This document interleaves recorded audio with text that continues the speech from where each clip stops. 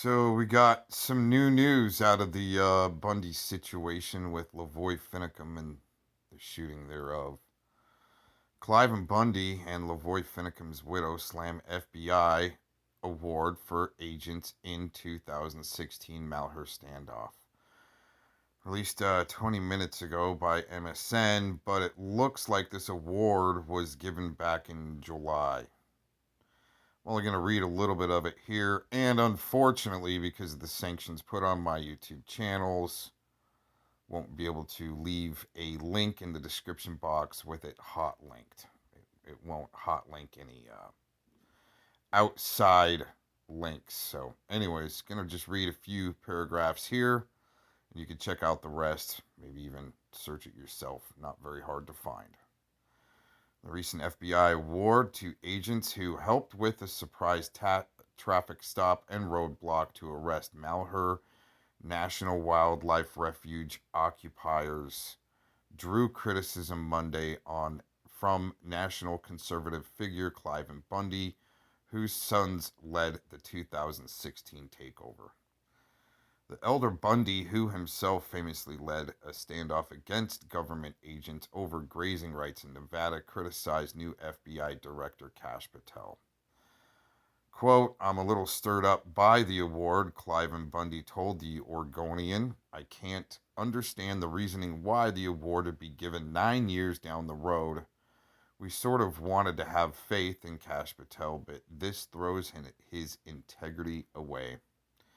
At a ceremony last month in Washington, D.C., Patel presented the FBI's Shield of Bravery to members of the Bureau's hostage rescue team, including Agent W. Joseph Estrada, and three other agents for their courageous acts in the line of duty in Oregon in 2016.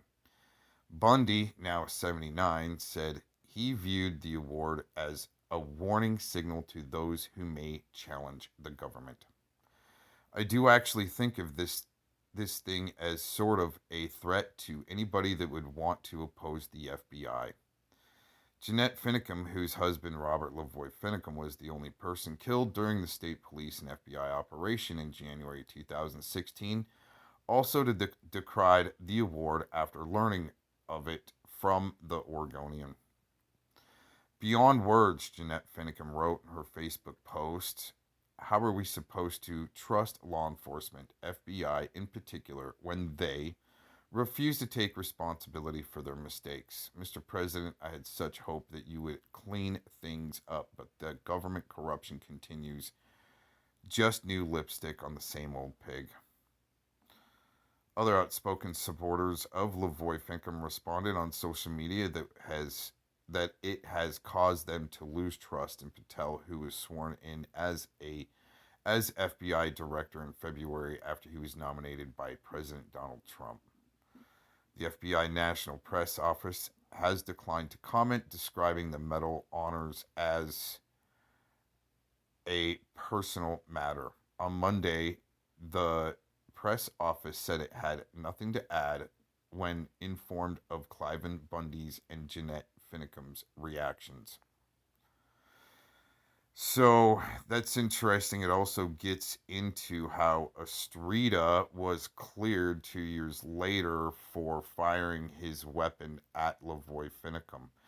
You can tell in the overhead footage, which I think was obtained from a Cessna at the time of the shooting, that there was a fire. There was a weapon fired from the trucks where the FBI was at, and either hit LaVoy Finicum in the left part of the rib cage where he reached, and then soon realized they hit him with a rubber bullet to reach for what would be perceived as a weapon. So then they can start shooting at him, but he puts his hands in the air and then turns around, and that's when he was shot in the back. What's interesting is that there's a bullet fragment lodged in Ryan Bundy's shoulder from the roadblock confrontation, which should prove that there was FBI agents firing. What's interesting is the FBI on scene should have had how do you say that? They were under the legal scope of being in charge of the operation, which should have superseded the state police. So, with the state police firing and shooting and killing Robert LaVoy Finicum, it should have still stood back on been been put back on the FBI because they're the ones that had ultimate jurisdiction over the operation being there. But I think what they're actually um, yeah, there wasn't any bullet casings because they actually fired, I believe, a rubber bullet. But anyways, I think also what they're covering for is the joint operation with a task force from Israel.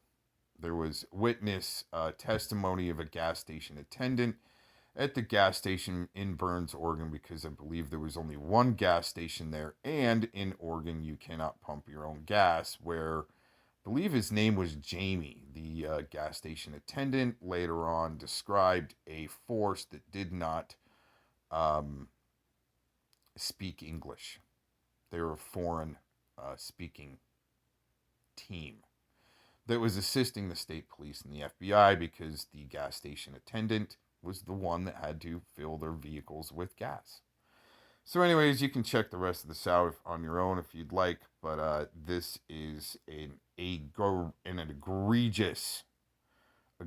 act by the FBI. Not only are other things happening with our current administration, saying basically that you're not a Trump supporter if you want the